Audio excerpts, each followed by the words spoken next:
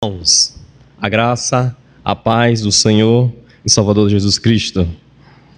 Nós estamos felizes por mais uma vez estar com os irmãos, partilhando a palavra do Senhor e também partilhando aquilo que o Senhor fez no último ano lá em São Gabriel da Cachoeira.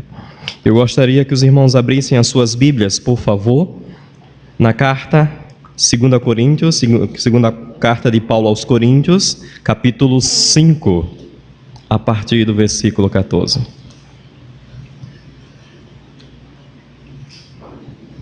Segunda carta de Paulo aos Coríntios, capítulo 5, a partir do versículo 14.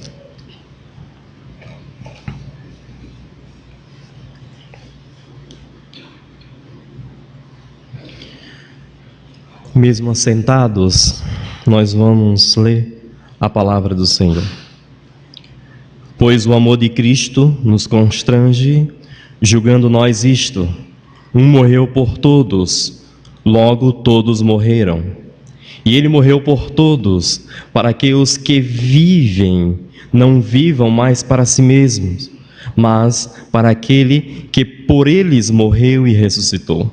Assim que nós, daqui por diante, a ninguém conhecemos segundo a carne, e se antes conhecemos Cristo segundo a carne, já agora não o conhecemos deste modo. E assim, se alguém está em Cristo, é nova criatura. As coisas antigas já passaram, eis que se fizeram novas. Vamos orar, irmãos.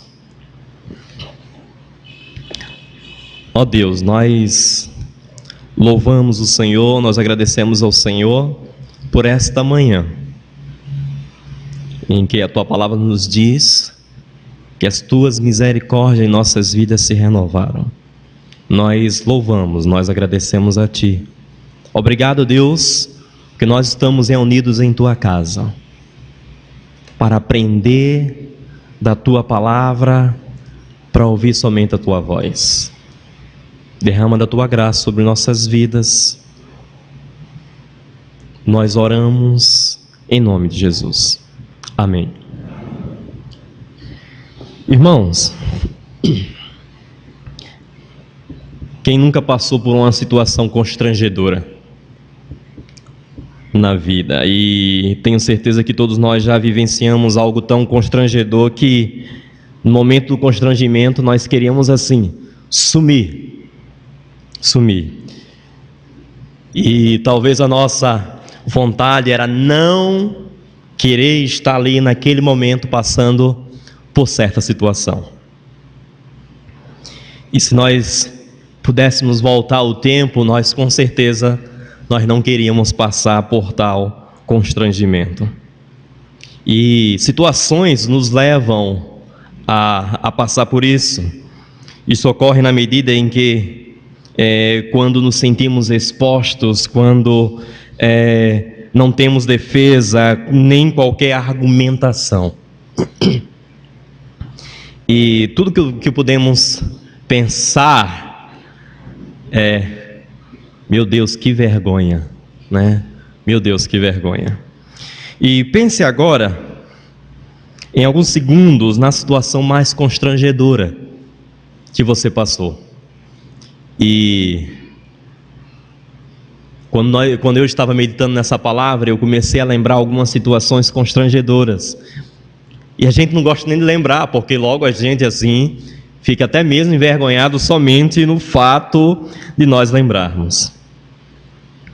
Talvez só o fato de lembrarmos novamente nos deixe assim constrangido. E possivelmente seja algo que você pudesse voltar atrás. Se eu pudesse voltar atrás, eu faria de tudo para não passar por isso. E muitas pessoas têm uma falsa percepção do apóstolo Paulo quando conhece mais sobre a sua vida, sobre seus textos. E muitos dizem que ele amou a Deus demais, e isso ficava evidente em suas cartas. Mas a questão não é essa, e não é o ponto principal. Na verdade, Deus foi quem amou Paulo demais, e isso o constrangeu profundamente. Tanto que eu trouxe ao arrependimento, e não só isso, uma caminhada diferente com ele. E seu entendimento ia muito mais além. E veja um dos seus textos: pois o amor de Cristo nos constrange, julgando a nós isto: um morreu por todos, logo todos morreram. E ele morreu por todos, para que os que vivem não vivam mais para si mesmo, mas para aquele que ele morreu e ressuscitou. O pensamento nosso e um dos questionamentos: qual é o propósito da minha vida? Mas para quem eu estou vivendo? Para quem eu estou vivendo? Para quem você está vivendo na sua caminhada, na sua jornada com Cristo? E nesta manhã eu gostaria que cada um de nós respondêssemos sinceramente o que é mais importante para a nossa vida. Percebam no versículo 14: pois o amor de Cristo nos constrange, julgando nós isto: um morreu por todos, logo todos morreram. Primeira lição que eu gostaria de deixar para vocês hoje é que o amor do Senhor leva-nos a sermos constrangidos por eles. Gostaria de chamar a atenção no verso 14, que menciona o fato de que o amor de Cristo nos constrange. Paulo havia experimentado esse amor sendo derramado sobre ele como um vulcão quando está em erupção. Ele estava sendo perseguido, pelos discípulos de Jesus, quando o próprio Cristo se revela a ele, mudando completamente a sua forma de encarar a vida. Imagine o constrangimento de Paulo ao cair prostrado em terra. O que é que eu estou fazendo da minha vida? O que é que eu estou fazendo da minha vida? Deve ter sido uma das perguntas martelando na cabeça de Paulo: o que é que eu estou fazendo na minha vida? A manifestação do amor sobre o ódio constrange sempre, sempre constrange. E não é assim também na sua vida? Não é assim também na nossa caminhada? Quando diante de uma situação em que se espera um conflito, uma confusão, o amor é demonstrado genuinamente e tudo que se pode esperar é um amor. E daí vem o constrangimento. O amor de Cristo deixa Paulo sem argumentação, e é exatamente isso que ele faz também conosco. E na perspectiva do Evangelho, ele constrange de duas maneiras. A primeira maneira a gente encontra no versículo 17.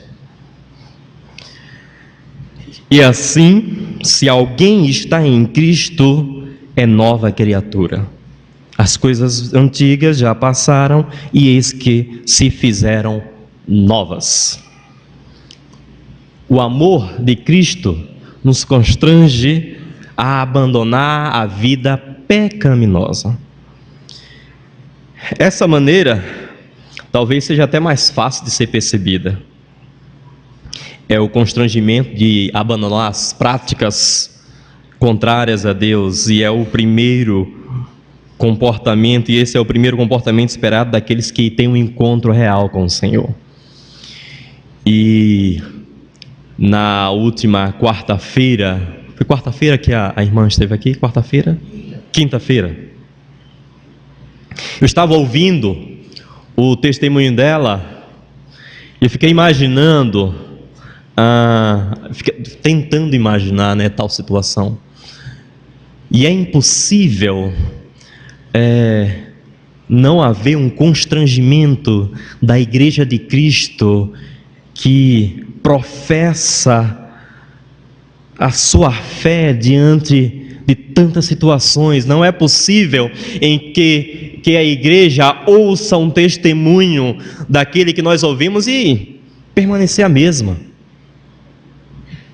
E o constrangimento em que Cristo nos coloca através do seu amor, é justamente esse, em que nós precisamos sair da nossa zona de conforto e pregar o Evangelho.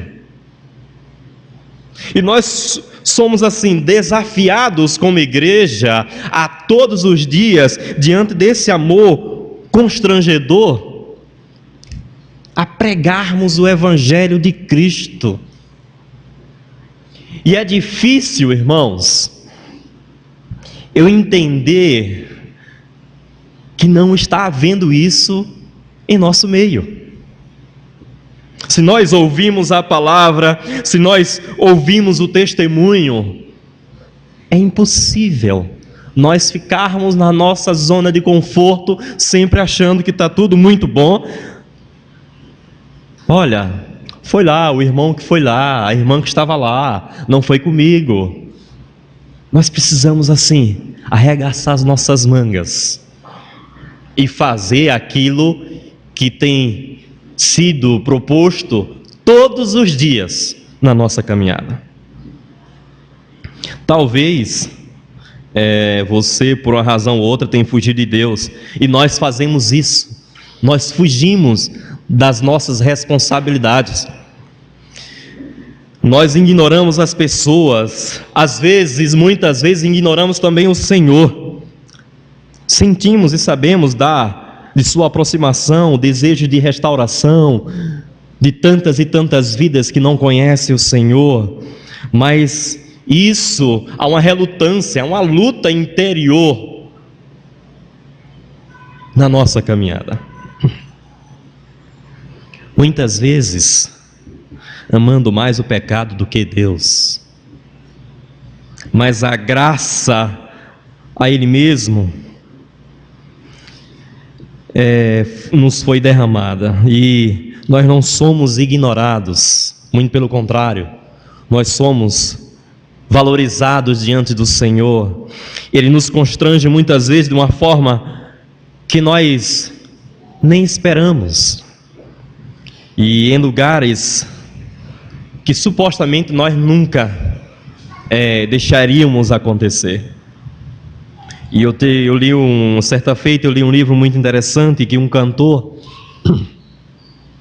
ele fala da sua experiência em encontrar Deus nos lugares mais inesperados.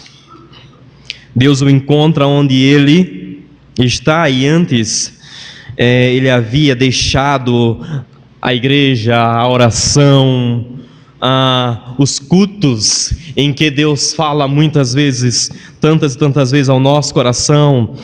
E da última vez que ele leu a Bíblia, Deus o constrangeu, porque ele percebeu que o amor de Deus em sua vida era imenso.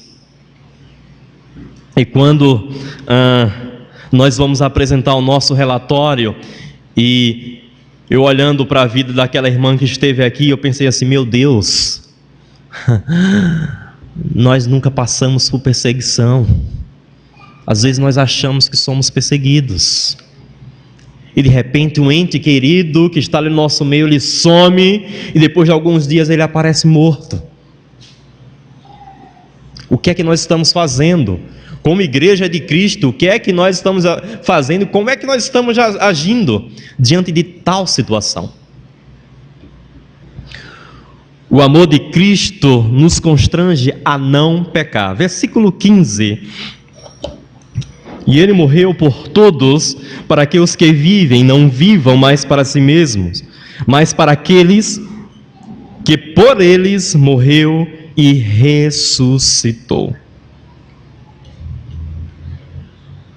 E Ele morreu por todos, para que os que vivem não vivam mais para si mesmos, mas para aquele que por eles morreu e ressuscitou.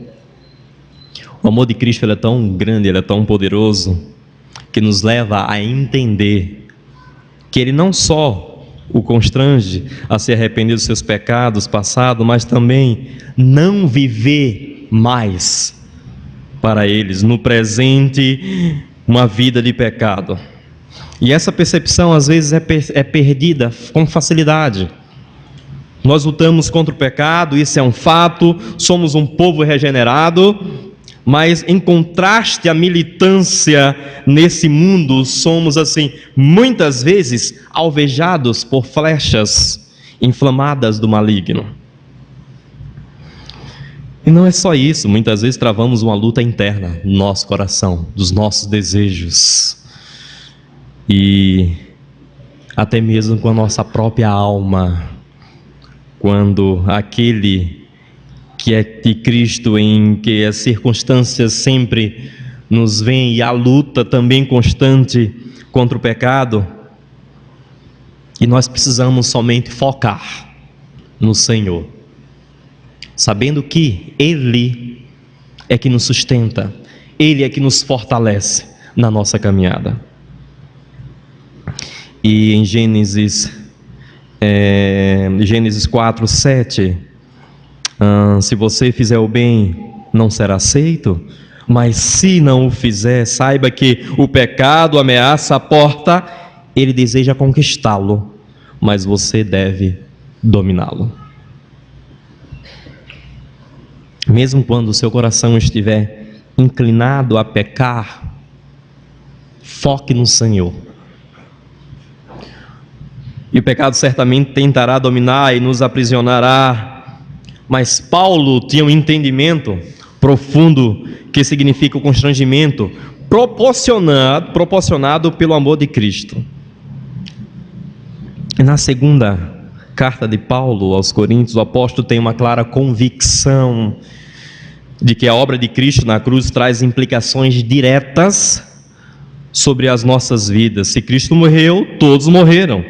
E não é só isso, mas com uma consequência muito séria. E Ele morreu por todos, para que aqueles que vivem já não vivam mais para si mesmos, mas para aquele que por eles morreu e ressuscitou. E essa era a causa do constrangimento.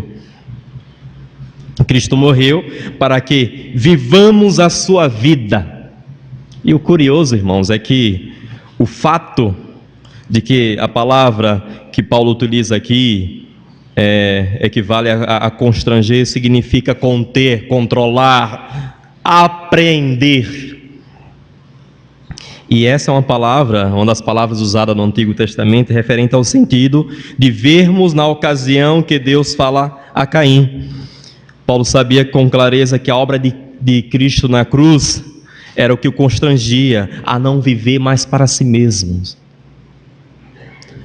E nós somos desafiados todos os dias a viver para nós mesmos. E nós somos assim desafiados a caminhar segundo os nossos desejos. O que a palavra de Deus nos fala hoje é que nós precisamos ser constrangidos por esse amor maravilhoso e sairmos da nossa zona de conforto e pregar o Evangelho. Paulo sabia e viu o amor de Cristo constrangendo-o antes que ele pecasse. E é exatamente isso que nós precisamos entender nesta hora, quando de nós não estarmos assim maquinando o pecado na nossa mente, no nosso coração, quando não estamos cedendo às pressões da nossa atual sociedade, em que você precisa ter e não ser, você precisa demonstrar aquilo que você muitas vezes não é, e nós como crentes muitas vezes pegamos essa carona e precisamos mostrar aquilo que nós temos, que na realidade, irmãos, a gente vê um outro evangelho, né? Esquecemos que o evangelho é boas novas, esquecemos que Deus nos tirou, nos restaurou, e Ele quer somente nos usar para a glória dEle. somente para que o seu nome seja glorificado e conhecido em toda a terra. Diante de tantas e tantas etnias que não conhecem o Senhor, nós precisamos chegar a essas etnias. Há um mês e meio atrás mais ou menos, nós fomos a uma região no interior do Amazonas, uma cidade chamada Atalaia do Norte, já o extremo do Brasil, Peru, Colômbia, onde que existe a tríplice fronteira. E quando nós chegamos lá, várias etnias não alcançadas, chegando nessa cidade.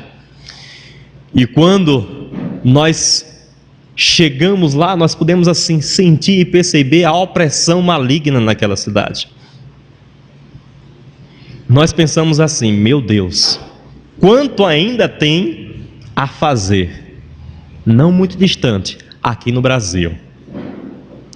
E como nós estamos assim, inertes, parados, somente esperando que o outro faça, somente esperando que a outra igreja faça, somente esperando sempre pelos outros, quando a nós cabe a responsabilidade de pregar o Evangelho e de fazer conhecida a grande obra maravilhosa, salvífica do Senhor Jesus Cristo. Eu queria deixar essa mensagem para vocês e que vocês pensassem no amor de Cristo que nos constrange. Nós precisamos sair daqui hoje constrangidos por esse amor. Nós precisamos sair hoje daqui pensando: o que é que eu estou fazendo? O que é que eu estou fazendo? Não pense no seu esposo, na sua esposa, nos seus filhos, na sua família, mas o que é que você está fazendo para o Senhor? Para o Senhor. Baixe suas cabeças, eu gostaria de orar.